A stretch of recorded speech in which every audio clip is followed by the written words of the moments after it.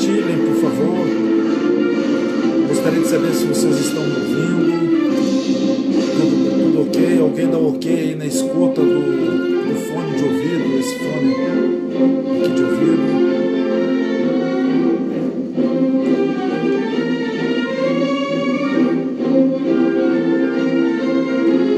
Estão me ouvindo? Alguém dá um retorno aí do sinal, se está tudo ok.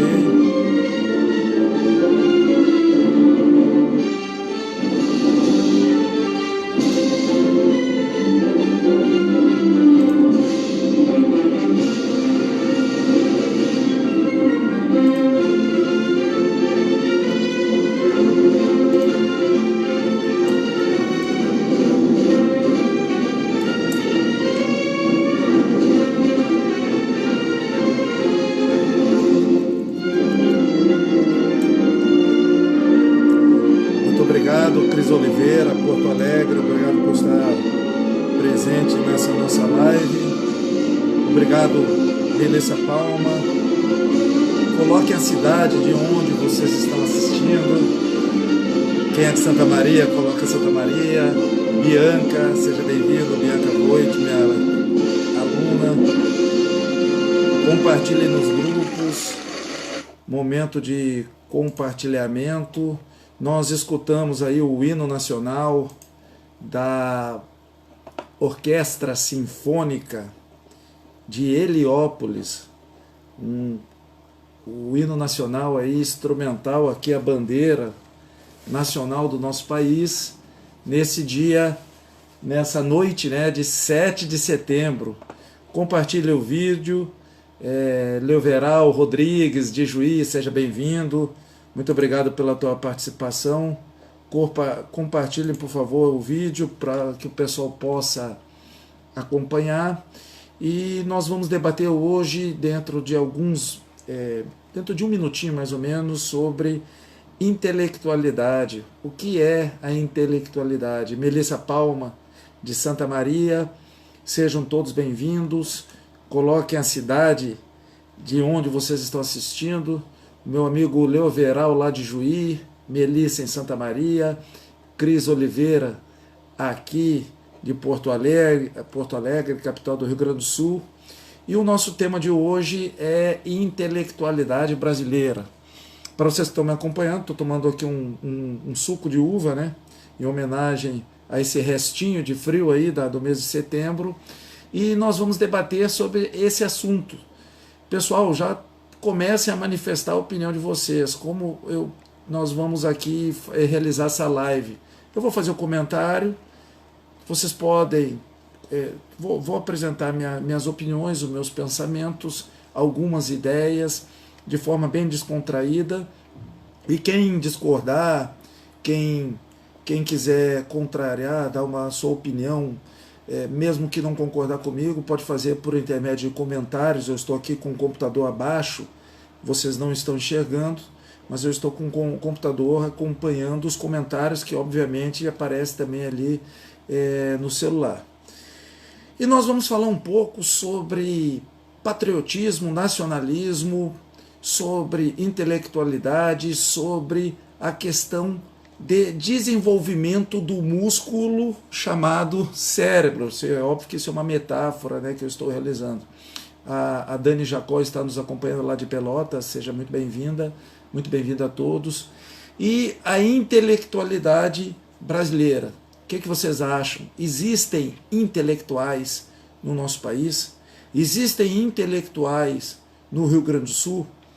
Por que eu levantei esse questionamento? Por que eu estou levantando essa live aí em 2019 para debater isso com vocês? Basicamente, o assunto a respeito... Eu gostaria... Aqui deu um sinal no meu fone, eu gostaria de saber se vocês estão me ouvindo, se está tudo ok aí com o som, ou se o som sumiu. Tá? Mas, basicamente... Por favor, deem um retorno aí do som. Tudo ok? Estão me escutando? Vou confirmar aqui, só um minutinho, se está tudo ok com o som. Qualquer coisa, nós fazemos uma substituição do áudio.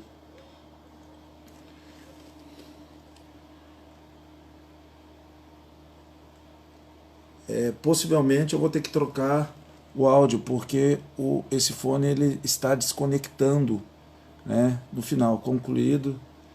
Bom, eu vou um segundinho para fazer a troca do microfone, não saiam daí.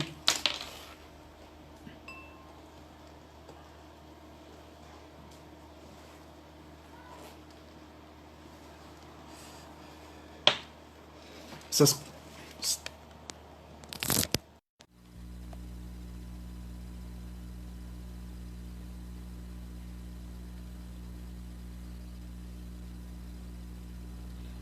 Gostaria de receber de vocês o ok aí, se está tudo ok. Agora o som está ok. Muito bom, então vamos continuar, já que estão dando um ok no som. E o tema escolhido para hoje é a intelectualidade brasileira. O que vocês acham? Existem intelectuais no Brasil? Nós temos intelectuais no Rio Grande do Sul, nós temos intelectuais em Santa Maria, Porto Alegre. Ou essa intelectualidade brasileira, ela realmente existe? Ou nós temos a tendência de copiar tudo que vem de fora, sem um pensamento crítico? Por que eu estou colocando esse assunto em pauta? Há cerca de 10, 11 anos, basicamente lá em 2008, num debate da casa do poeta de Santiago, da qual fui primeiro presidente, eu levantei essa questão de intelectualidade. E aí um companheiro, o Alessandro Reifer, um companheiro da época, ele disse que a questão de falar em intelectualidade passava muito por vaidade, passava muito pela questão de se pensar mais do que realmente o indivíduo é. E realmente aquele pensamento do Alessandro Reifer me fez questionar a respeito de intelectualidade estar relacionado com a vaidade ou não. Um indivíduo desenvolver uma quantidade específica de leituras, se dedicar a leituras de textos, tentar criar de forma adequada um relativo pensamento, ou seja, uma articulação de ideias que sejam compreendidas, ela está relacionada à vaidade?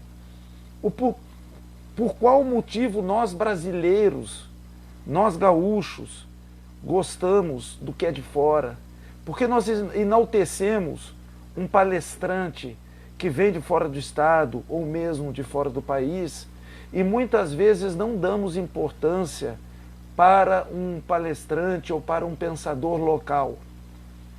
Eu acho que está muito relacionado ao complexo de vira-lata do Nelson Rodrigues, um artigo que ele escreveu em 1950 por causa da derrota do Brasil na Copa de 1950, e o Nelson Rodrigues, que era além de tudo, além de escritor, de criar peças de teatro, roteiros de filmes e livros fantásticos, ele também era comentarista desportivo, principalmente do futebol. E ele diz o seguinte: nós brasileiros temos um complexo, ele escreve, nós temos um complexo de vira-lata, em que nós sempre consideramos que o estrangeiro, o que é de fora, é melhor do que a gente. Nós temos agora, no dia 7 de setembro, nós tivemos os diversos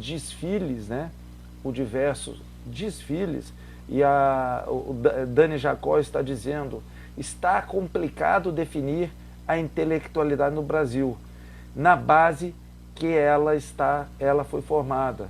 Hoje desconhecemos. E é nesse ponto que a Dani tocou que mais adiante eu vou chegar. Nós não temos intelectuais ou nós desconhecemos os nossos intelectuais. Então, por exemplo, para vocês terem uma ideia, esse complexo de vira-lata nos acompanha.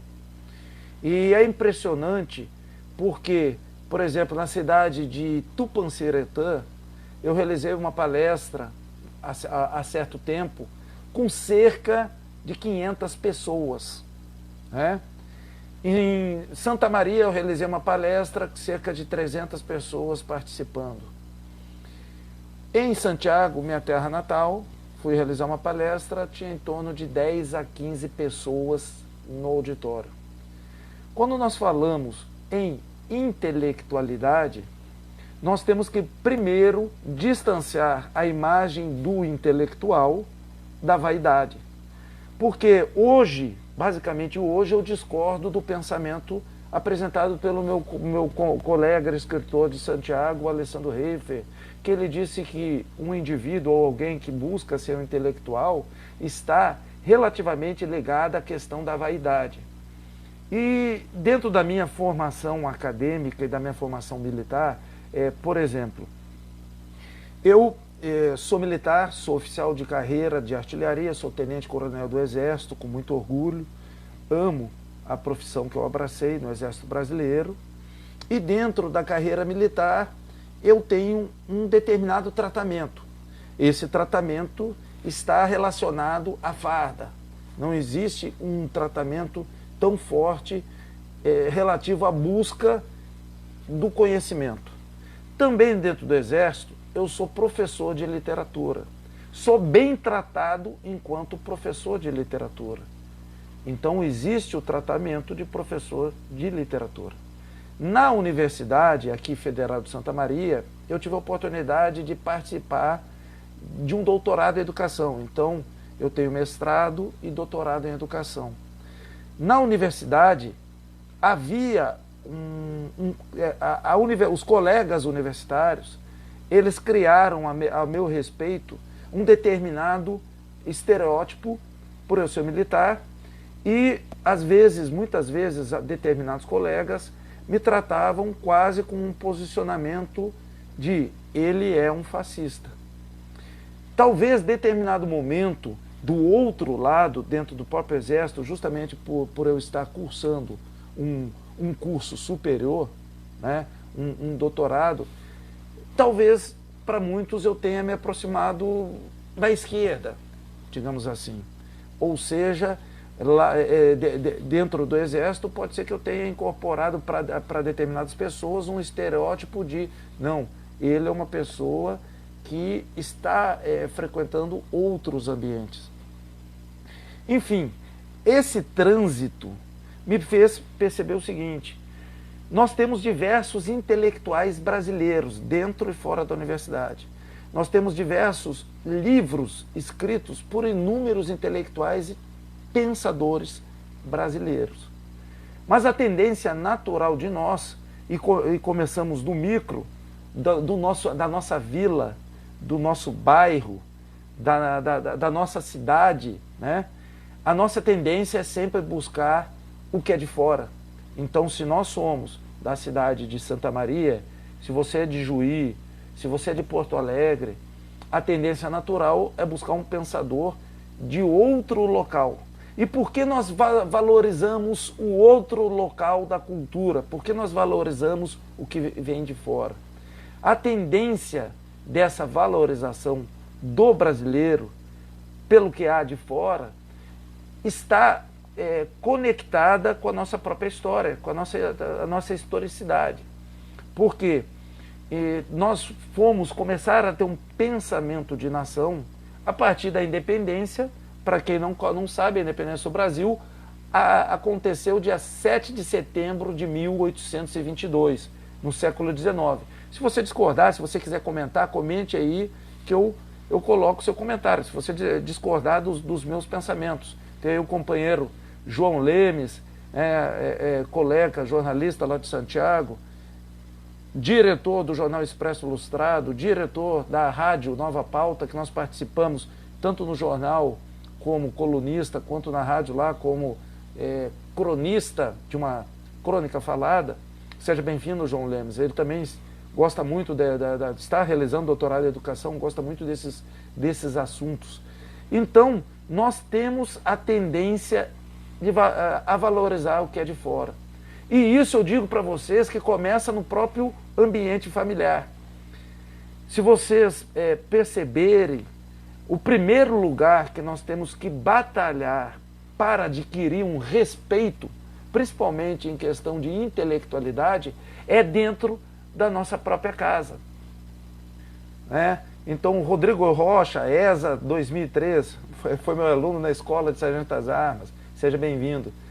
Então, nós temos, primeiramente, que provar que nós temos capacidade, tanto de trabalho quanto de inteligência, dentro do ambiente familiar.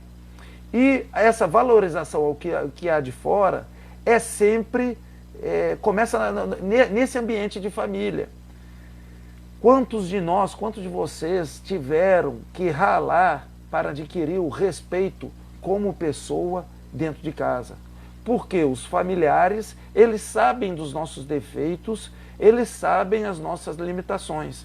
Então é muito mais fácil para você que vai assistir uma palestra, respeitar a palestra de alguém que está distante de você, né? Vou falar do estranhamento daqui a pouco, estranhamento à cultura.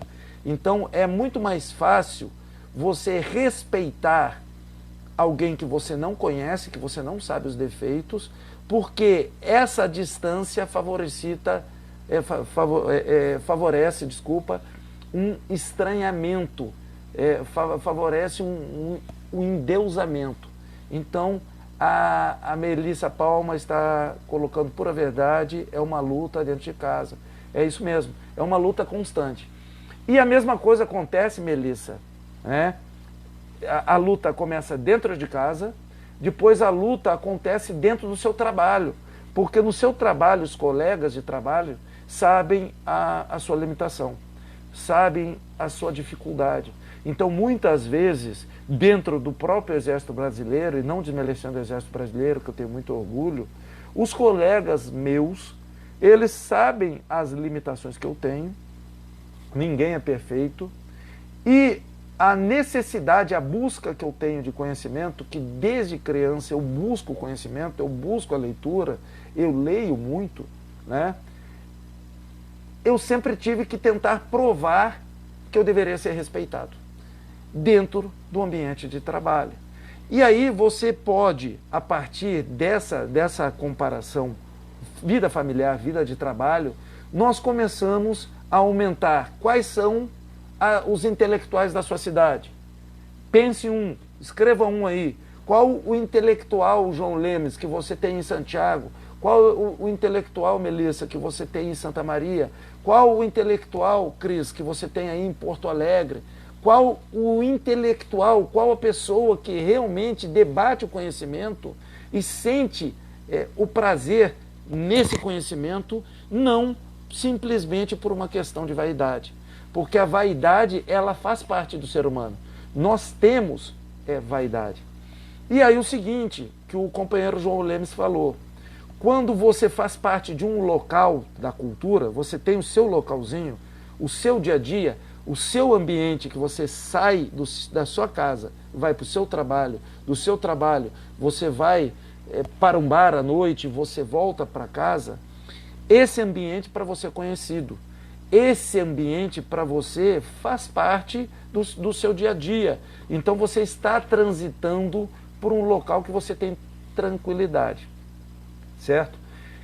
E quando você tem contato com alguém que é de fora, de fora da sua cidade, de fora do seu estado, de fora do seu país, existe na educação intercultural o chamado contato do estranhamento. Então, o estranhamento, ele nos faz nós termos muito mais atenção nos outros. O que é o estranhamento?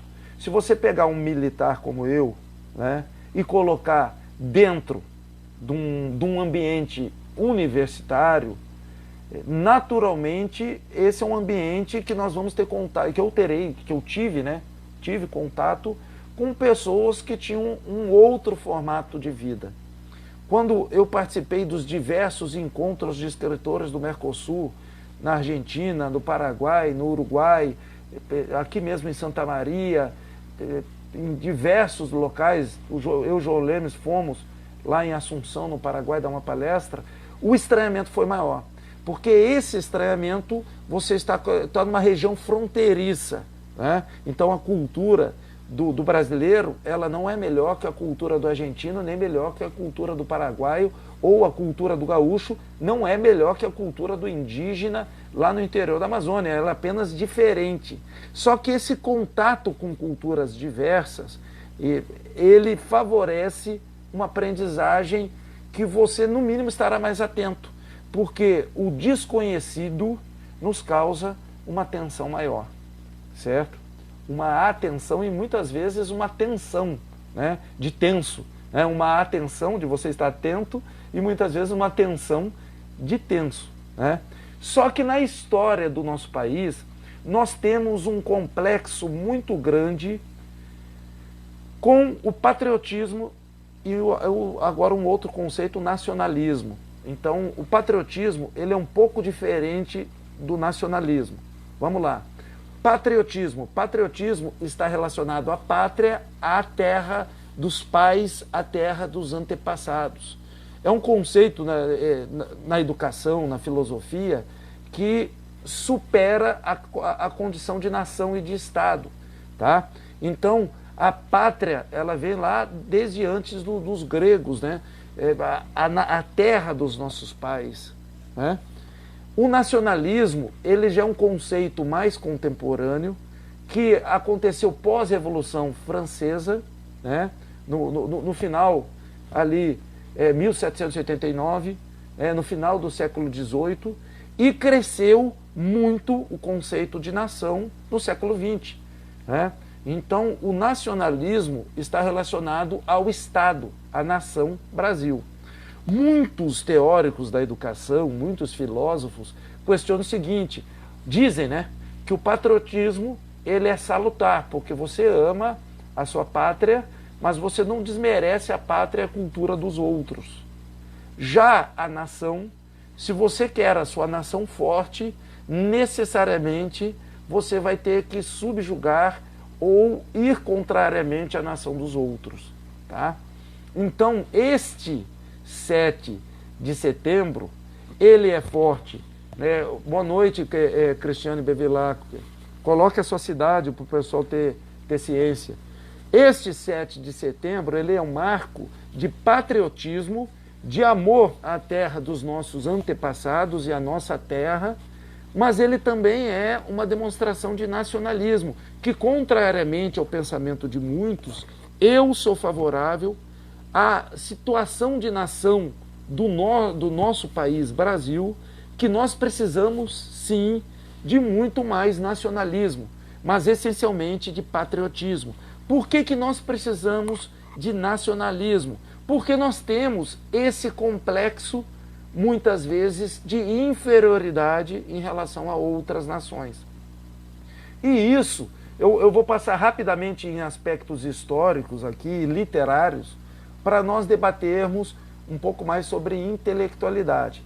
Então, assim, cronologicamente, algumas datas importantes. 1808, a família real portuguesa vem para o Brasil. A abertura dos portos, isso foi muito importante para o desenvolvimento econômico da nossa nação, né? Da então colônia, né? De Portugal. O Brasil era colônia de Portugal. 1822, 7 de setembro, independente se estava em cima de um cavalo, com uma espada, ou como dizem alguns, que estava com desinteria, escondido numa moita, né, influenciado por tantos outros, né, o nosso Dom Pedro I declara a independência do Brasil, 1822. Se vocês perceberem, 1822, 1922, 222, nós não temos 200 anos de independência. Nós estamos nos aproximando de 200 anos de independência. Para quem tem 15 anos de idade, né, que é o caso de alguns dos meus alunos, para quem tem 15 anos de idade, saúde a todos vocês, 200 anos é muita coisa. Mas para nós que nos aproximamos dos 40 anos de idade, ou passamos dos 40 anos de idade, 200 anos não é nada. Então, de 1822 a 1831, o Dom Pedro esteve à frente, mas 1831 Dizem também, por causa de um autoritarismo dele, ele acabou abdicando e retornando a Portugal até por interesses na própria Portugal. Agora, foi aí que começou a primeira manifestação de nacionalismo brasileira, né? Nacionalismo brasileiro. Por quê? Porque iniciou o romantismo, um período da literatura que é da onde tem aqueles poemas como do Gonçalves Dias, né? Minha terra tem palmeiras, onde canta o sabiá. Porque os brasileiros estavam com medo, porque começou lá em Portugal, o boato de que, já que Dom Pedro tinha abdicado, o Brasil retornaria à nação portuguesa. E aí os brasileiros daquela época, José de Alencar, Gonçalves Dias, alguns escritores, começaram a enaltecer o Brasil, mas, pessoal, com um viés até europeu, um viés europeu, certo? Esse romantismo é a primeira manifestação nacionalista. Mas eu quero passar isso para chegar em Oswald de Andrade, um grande escritor, um grande pensador brasileiro. A Cris Oliveira, lá de Porto Alegre, conhecer outras culturas, de outros lugares, nos faz pensar e ressignificar a nossa própria realidade. É verdade, eu recomendo a você que não gosta de viajar, ou que tem medo de viajar por uma questão de segurança, né, por questão de acidente, que viaje, que saia da sua cidade, saia do seu estado. Então, o Exército brasileiro, nessa parte e tantas outras, o Exército é sábio com essa mudança de militares de um lado para outro. Eu tive a oportunidade na minha vida de conhecer diversas cidades, todas as regiões do país. Não vou citar cidades aqui, muitas cidades, porque a gente transita bastante, né? Mas essa mudança do local da cultura acaba, Cris, com um dos defeitos do nacionalismo ou do patriotismo, que é o ufanismo. Ou seja, você achar que a sua terra, o seu local, a sua cidade é melhor que todos os outros. Isso é um defeito de intelectualidade também. E eu vou chegar nesse ponto. Por quê? Por que nós não conhecemos os nossos intelectuais? Ou desprezamos os nossos intelectuais? Isso acontece basicamente porque nós não valorizamos a nossa própria cultura. Não existe, de maneira geral, né? Não vamos generalizar. De maneira geral, nós precisávamos valorizar mais os nossos pensadores, os nossos intelectuais. E eu gostaria de falar para vocês o que eu vejo como intelectual. Eu vejo como intelectual um indivíduo que busca trabalhar o conhecimento, comete erros, comete acertos, fala coisas boas, fala coisas ruins. Por quê? Porque muitas vezes o falar coisas boas e coisas ruins está relacionado com a compreensão por parte também do receptor, de quem está recebendo a mensagem, certo? Então, muitas vezes, o que para você é bobagem, para outro não é bobagem, certo? Então, a Melissa está comentando quantos poetas, escritores e intelectuais temos no estado e no Brasil. Devemos prestigiá-los, é uma verdade, Melissa. Então, o que eu vejo como intelectual? Primeiro, fidelidade aos seus pensamentos, ao pensamento da pessoa que é intelectual.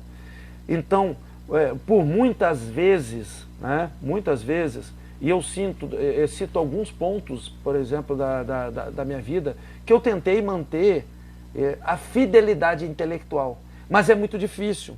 O ambiente universitário, o ambiente intelectual brasileiro, ele é escorregadio por natureza.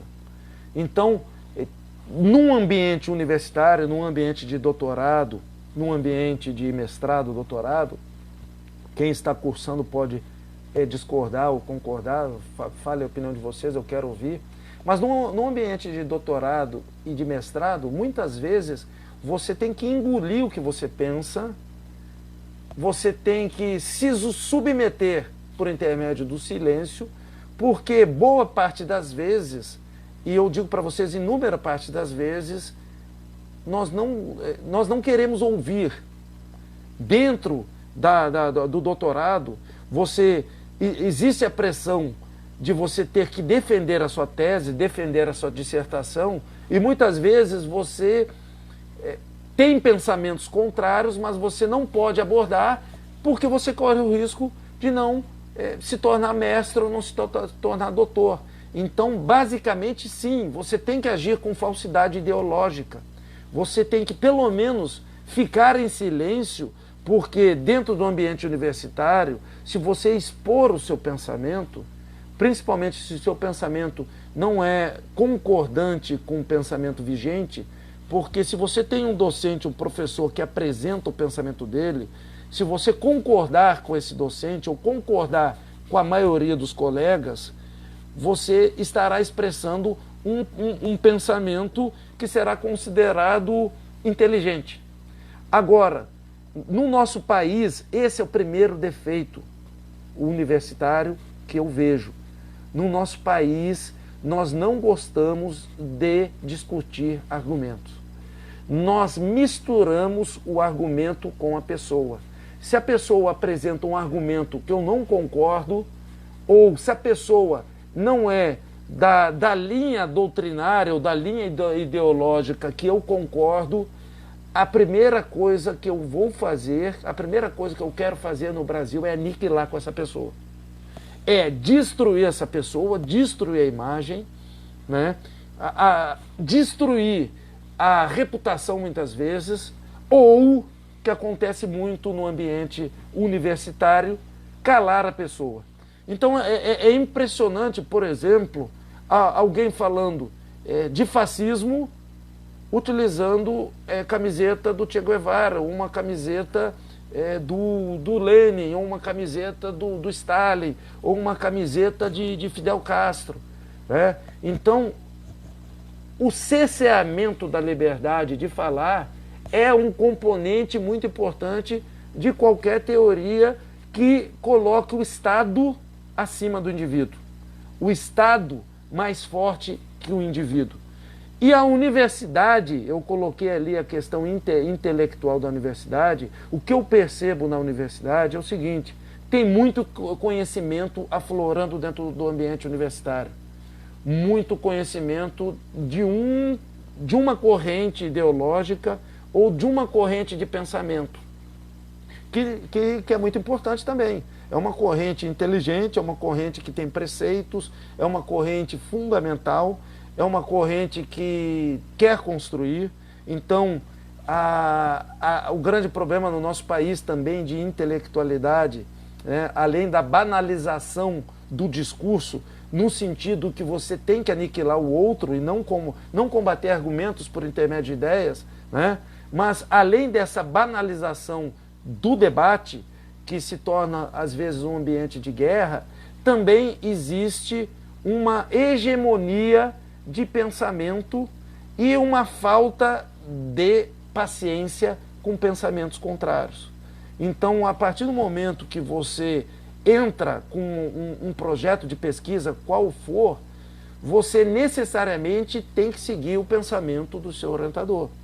Você tem que seguir o pensamento, ou seja, os principais autores pesquisados por seu orientador. E o orientador ele já tem uma linha de pensamento, já tem autores que ele concorda e autores que ele discorda. E no ambiente universitário, em aulas de doutorado, né, e eu tenho determinados defeitos e determinadas qualidades, mas eu tento me fazer constantemente uma autoanálise, uma autocrítica muito grande. Então, em determinados momentos lá no ambiente universitário, eu já disse, olha, eu perdi tudo o que eu acredito, eu me desconstruí tanto aqui que eu estou um pouco perdido, porque determinadas palavras não se conectam com as ações, né? E não se conectam com atitudes, com a prática propriamente dita. Tá? E nós temos ali a participação, a Melissa, eu considero inaceitável, mas é bem assim a postura. Opiniões contrárias são repudiadas e até silenciadas. Esse é o problema do nosso debate intelectual brasileiro. A tentativa de silenciar o outro ou desmerecer o outro, até destruir a imagem do outro para que ele não tenha voz. A Cris, bem isso, infelizmente temos que concordar muitas vezes com a ideologia do professor orientador, que por vezes não é a mesma nossa, e aguentar goela abaixo para poder ser aprovado. Basicamente é isso. Então, existe sim essa violência universitária no nosso país, existe sim a exclusão de determinados pensamentos dentro do ambiente universitário, certo? Existe sim. E da mesma forma, nós não podemos defender uma polarização de ideias.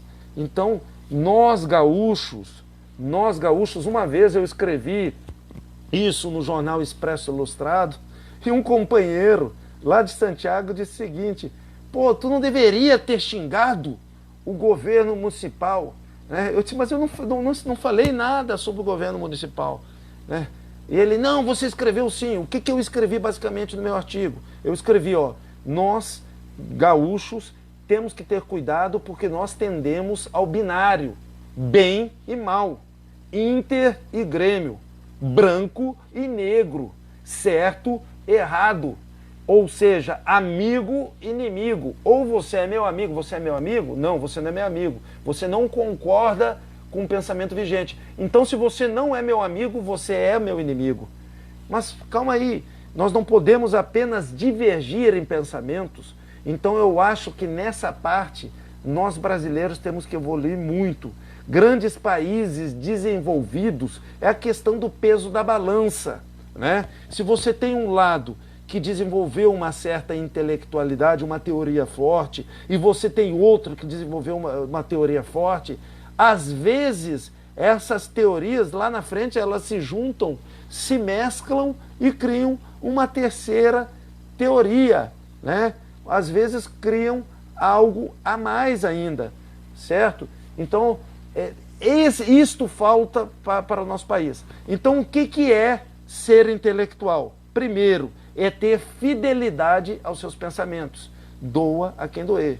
Claro, é muito fácil para mim, agora que eu já obtive o doutorado, ou seja, eu tive uma determinada carta de alforria para o ambiente universitário, né? Possivelmente determinadas coisas que eu estou dizendo hoje, eu não diria no momento, e até muitas vezes senti vontade de dizer, mas não disse, né, em determinados momentos, justamente por causa dessa pendência, né? Você não pode brigar com seus professores na universidade. Então a Denise Reis está colocando, certo? Bem isso. O pensamento limitado que exclui os fatos argumentais é nocivo ao crescimento do intelecto. Muito bom. Então, olha só, pela minha tendência natural, eu acho que o comunismo, né, o socialismo comunismo é uma coisa do passado. Eu acho que, enquanto forma de Estado e de governo, né, é uma coisa do passado. Mas eu busquei tentar compreender isso. Eu não excluí esse pensamento comunista e socialista, porque em determinado ponto, até claro, aqui no Brasil, com muita ajuda do Getúlio Vargas, o socialismo do Brasil na virada do século, a partir de 1917, contribuiu para avanços trabalhistas, né? Mais especificamente avanços, diminuição de carga de trabalho para 8 horas, entre outros, né? A possibilidade de férias, etc, etc, né? Mas enfim, nós temos que ter fidelidade, não dizer somente o que o outro quer ouvir, dizer o que você pensa, com educação, com respeito. Você tem que saber que quando há o desenvolvimento da intelectualidade, há um isolamento natural, né? O isolamento natural acontece que muitas vezes você fica em silêncio ou você não quer entrar em papos, né? Papos, oh, vai chover hoje, vai chover amanhã, papos estranhos, né? Ou como nós dizemos assim, papos até determinadamente, de forma determinada, superficial, né? debates e conversas superficiais. Então existe um isolamento. Quando se busca uma intelectualidade, não existe intelectual brasileiro, estrangeiro, em qualquer lugar do mundo, que não faça leitura.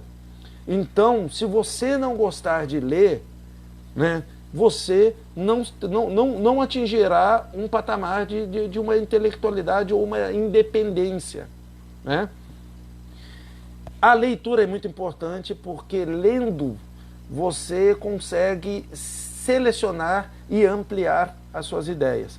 Além disso, a articulação de ideias, a internet, ela é favorável à aprendizagem, né? Nós temos que ser defensores da internet. Então, a internet, quando ela é bem utilizada, quando bem usada, ela traz muita fonte de conhecimento, certo? Mas eu vou voltar à ideia inicial, a ideia de existem intelectuais brasileiros. Eu vou citar alguns. Coloquem aqui se vocês discordam de mim. O primeiro intelectual brasileiro que eu vou citar é Paulo Freire, Darcy Ribeiro. Nós temos o Sérgio Buarque de Holanda, nós temos o Karnal, o Cortella, nós temos o Clóvis de Barros Filho, nós temos Olavo de Carvalho, que você concordando ou não, ele é um pensador que estuda e que lê. Nós temos o Luiz Felipe Pondé, nós temos a Marilena Chaui, você gostando ou não, ela trabalha com pensamento, né?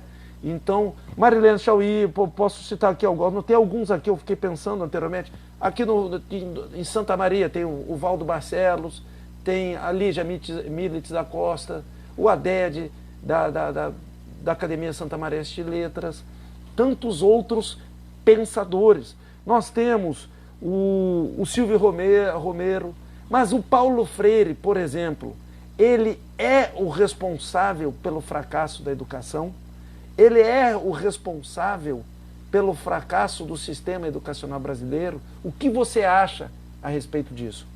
Então, eu quero que a gente perceba o seguinte: não existe um intelectual brasileiro que é responsável pela situação do sistema educacional brasileiro. Pelo contrário, naquela estante ali, eu tenho 3 ou 4 estantes como aquelas lá, de 3 ou 4 rampas, eu tenho mais de 1000 livros aqui, mas lá tem cerca de 20 a 30 livros de Paulo Freire. Eu já li todos eles, li todos, concordo com muitas coisas, discordo de algumas coisas do que o Paulo Freire escreveu. Mas, por exemplo, Paulo Freire, ele nos diz o seguinte, ó, que a disciplina é essencial, né? Naquele livro, Professor Assim Tia Não, né? A disciplina em sala de aula é essencial. Ele diz o seguinte, que a autoridade, ele escreve, né? A autoridade, ela é importante no sistema estrutural brasileiro. Quem ouve o que eu estou falando vai dizer, pô, mas isso aí é pensamento conservador, isso é pensamento de alguém conservador, né, de direita, etc. Isso é pensamento de Paulo Freire. Por exemplo, a autoridade, ela é muito importante para a aprendizagem. A autoridade é aquela que limita os outros para que o direito de um não interfira no direito do outro. E muitas vezes nós brasileiros temos medo de autoridade porque nós não sabemos utilizar essa autoridade e cometemos o erro do autoritarismo. O autoritarismo é a extrapolação da autoridade. Então a autoridade perfeita é aquela que limita os outros, mas também limita a si mesmo, certo? Então, por exemplo, um professor em sala de aula, né, ele limita os seus alunos, mas em determinado momento, no contexto da atualidade, ele não pode utilizar uma palmatória como um professor do século XVIII, XIX. Então ele tem que limitar as suas próprias atitudes, senão ele corre o risco de agir com autoritarismo. Então a Cris está comentando aqui, as pessoas poderiam melhorar a técnica de persuasão, ao invés de atacar e dizer né? Você fez, você falou, etc, etc. A tendência natural é cercear a liberdade do outro de falar. É a tendência natural do nosso ambiente intelectual brasileiro, certo? A Vilma Friso, nossa colega, Nova Esperança, né, Vilma? Me corrija aí se eu estiver errado. Nossa colega lá da região de Santiago, Nova Esperança do Sul, de acordo sempre. Um grande abraço, uma escritora também, amiga. Então perceba o seguinte, por que que nós conhecemos pouco os nossos intelectuais brasileiros? Primeiro, por essa tendência natural a nós supervalorizarmos o que vem de fora, supervalorizarmos o estrangeiro, supervalorizarmos o escritor, o poeta, o pensador que é de outro estado ou de outro município. Isso é natural para a nossa cultura brasileira. Então, a Alessia Bica Dias diz, há uma diferença enorme, ou melhor dizendo, há uma enorme diferença entre autoridade e autoritarismo. Pois é, o Paulo Freire, Alessia, escreve muito bem sobre isso. Ele escreve o seguinte, a autoridade, ela é importante no ambiente escolar. Ele era favorável à autoridade. E o que nós temos dentro das escolas hoje é uma falta imensa de autoridade. Então, a autoridade é aquela que limita os outros, limita atitudes impróprias, mas também limita a si mesmo, para não acometer um vício, um erro da autoridade, uma extrapolação dos próprios limites, que é o autoritarismo. Então, assim, o Paulo Freire, ele não é responsável pelo fracasso da educação brasileira. Aliás, ele tem uma contribuição enorme para a educação. E olha que eu sou militar, a minha formação militar, ela tem uma corrente, uma linha ideológica específica. Eu li mais de 20 livros de Paulo Freire, certo?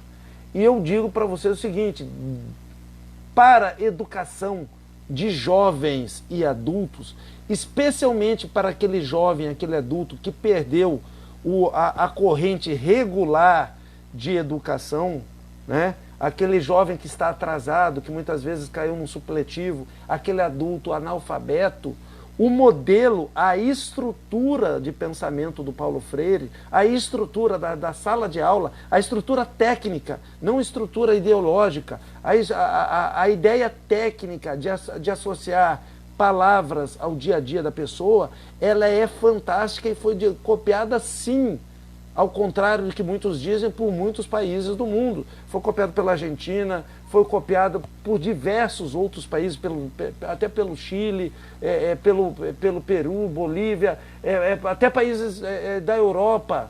A Alemanha possui bibliotecas com livros de Paulo Freire, certo? Então, nós não podemos pensar isso. Agora, qual é o grande problema da educação brasileira? O maior problema da educação brasileira é um outro autor, que não é nem brasileiro, que se chama Gramsci, né? A nossa maquineísmo, o maquineísmo brasileiro, de muitas vezes conduzir o pensamento de determinadas pessoas, certo? Com o objetivo de formar carneiros e não formar indivíduos independentes. Então a Alessia nos diz, tem uma palestra sobre a diferença entre eles, resultado do relatório pós em pedagogia. Diferença entre quem? Né? Entre o autoritarismo e a autoridade. Muito bom. Parabéns, Alessia, por sua pesquisa.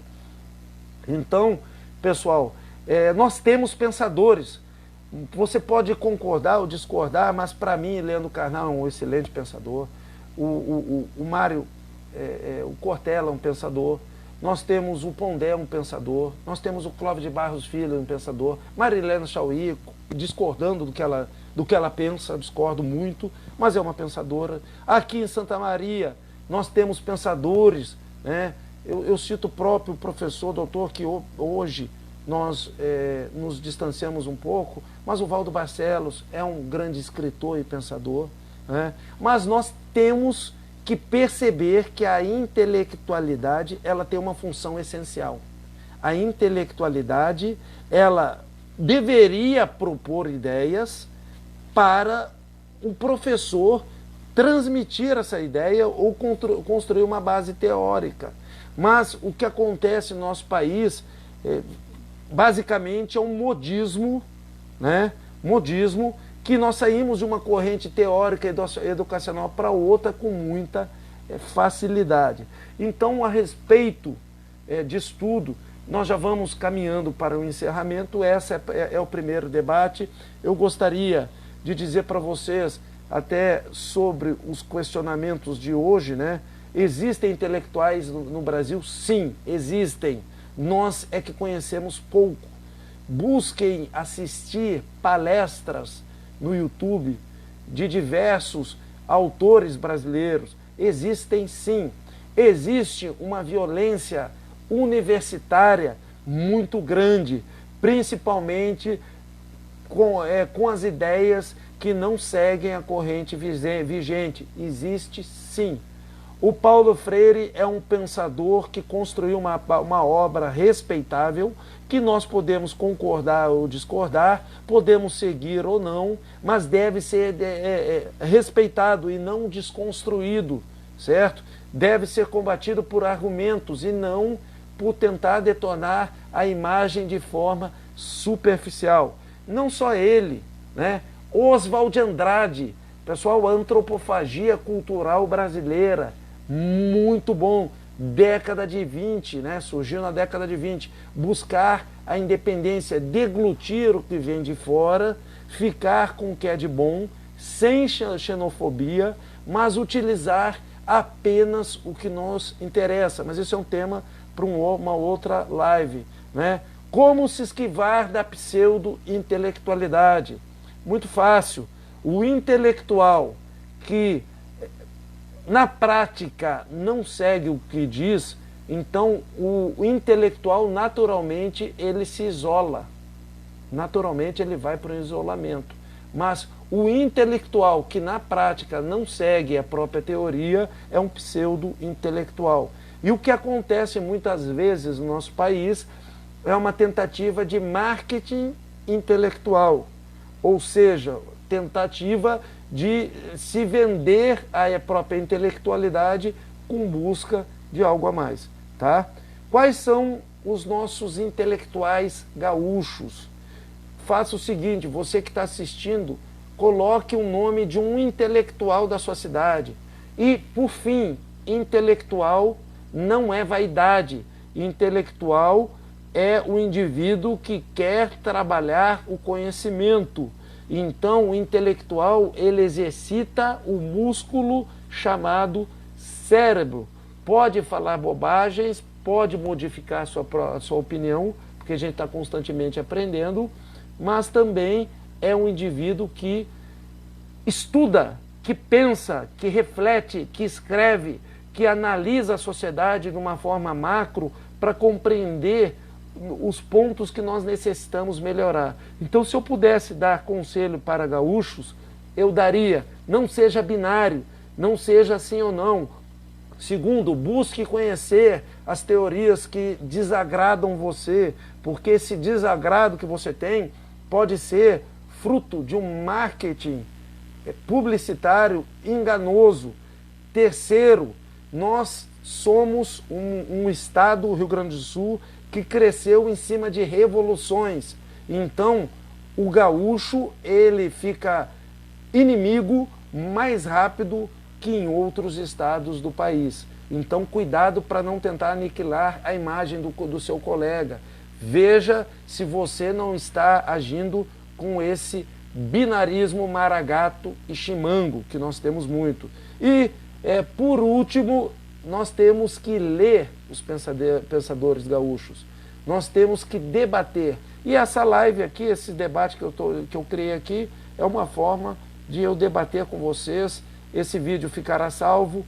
Vou colocar lá no canal do YouTube que eu criei, que eu estou criando. Eu quero muito a participação de vocês. Comentem aí, nós já estamos indo para a parte final da nossa live. Coloque as suas despedidas, seus comentários, que eu vou fazer a leitura. Muito obrigado pela participação. Você pode assistir agora ou pode indicar, compartilhar, indicar para colegas que podem discordar do que eu estou pensando, mas não acabem comigo, que eu amo vocês, tá? Então, olha só. A Cristo está colocando aqui nas palavras finais o meu direito e também limite. É mesmo, Cris, para ter uma ideia, eu vi aí em Porto Alegre, numa casa, uma casa pintadinha, assim, ó, o dono tinha acabado de pintar, estava pichado, pichação não é arte, grafite é arte, estava pichado assim. Vão ver quem tem mais dinheiro, você para pintar ou eu para pichar. Ou seja, o indivíduo que pichou tinha pichado anteriormente, o dono da casa comprou tinta, pagou em 10 prestações, e aí o indivíduo foi lá, posteriormente, e pichou essa frase. Então, isso é uma falta de limite, de tentar compreender a situação do outro. Nós também, nesse binarismo que nós temos, muitas vezes, nós temos dificuldade em nos colocar no local do outro, né? Daniel Toneto, muito bom, muito bem falado. Adé de Castro, Daniel Toneto em Santa Maria, entre outros. Coloque o pensador da sua cidade, né? Então lá, o meu direito e também limite termina onde começa o do outro. Isso a Cris está falando para a gente. Não se pode confundir liberdade com libertinagem. Isso mesmo, liberdade é uma coisa, libertinagem é outra. Autoridade e autoritarismo. As leituras de Freire são de fácil compreensão e gostosas de ler. Concordo com você. Alessia Bica Dias. Atualmente o discurso de ódio tende a delimitar e limitar as pessoas. E nós estamos numa polarização terrível. Numa polarização terrível, certo? O rancor e o ódio dentro do ambiente universitário aumentou agora com o novo governo. Isso é fato. Fato. Tendo motivos ou não, nós temos muito ódio dentro do ambiente universitário, que deveria ser um ambiente com mais amorosidade. Muitos vão dizer, pô, você está falando de ódio porque você observa isso, porque talvez você esteja contaminado e você não perceba tudo que há de amor dentro do ambiente universitário. Mas a realidade é o seguinte, amigos e amigas, a realidade é que existe uma violência por baixo dos panos no ambiente universitário.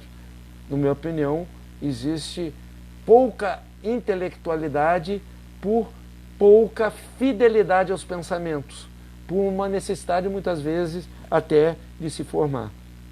Então, o discurso de ódio, a Alessia nos diz, delimitar e limitar as pessoas e obras com o intuito de revolta. É isso mesmo.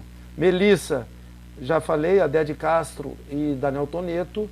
Melissa, respeitar o que é diferente é o que faz a diferença. E aí o Paulo Freire tem um pensamento muito bom, né, que é nós somos iguais somente pela nossa diferença. Daniele de Barros, perdi a questão de Freire, estarei assistindo o vídeo completo quando postar. Muito obrigado, Daniele, e eu quero que você sim apresente a sua opinião. Você pode concordar ou não com Paulo Freire, é o seu direito, mas eu acho que nós devemos respeitar a construção intelectual dele. No mínimo isso. Podemos concordar ou não, mas temos que respeitar, certo? Eu, como disse para vocês, eu li 20 livros do Paulo Freire, concordo com muitas ideias, discordo de algumas, né? Amor, ódio e competição. Essa parte da competição, Daniele Barros, é que eu ainda não tenho muito forte na minha questão. Assim, muito convencido que a competição é a causa do ódio. Até porque estou pesquisando, estou lendo bastante, estou até escrevendo um livro sobre a meritocracia. Muitos são favoráveis e outros são contrários. A maioria é contrária aqui no Brasil à meritocracia.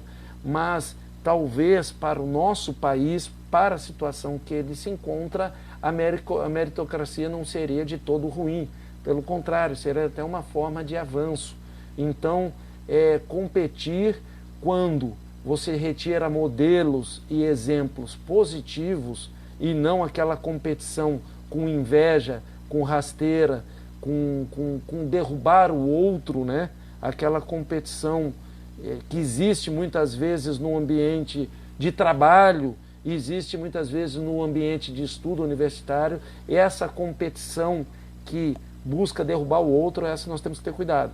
Mas os modelos de pessoas que venceram, quando você observa esses modelos sem inveja e sem mágoa e tenta aprender com os fatores de sucesso, eu acho que isso aí não seria de todo ruim para o nosso país, mas é uma opinião.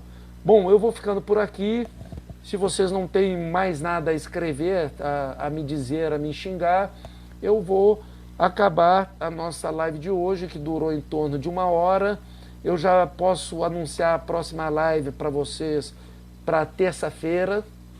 Eu vou apresentar um conceito que é muito importante para o nosso patriotismo, para o nosso nacionalismo, para o nosso civismo. Eu vou falar novamente sobre patriotismo, civismo, nacionalismo, essas coisas que o Humberto Maturana, que é um autor chileno, escreve também. Eu vou voltar na terça-feira, mas aliado com um grande pensador brasileiro, Oswald de Andrade, com a antropofagia cultural brasileira, que nos faz nos coloca numa situação de crítico das próprias atitudes. Então, a Cris, né, já entraríamos em outro assunto bem vasto, que seria as manifestações, né, manifestações diversas. Nós temos ali a Daniela, acredito na superação. A Cris ainda complementa, favorecendo, mas é perceptível muitas universidades ou membros delas favorecendo e instigando as ideologias segundo o ponto de vista sanguinários, né, ela coloca. E ainda muitos estudantes não têm conhecimento do que estão reivindicando. Isso não são só estudantes.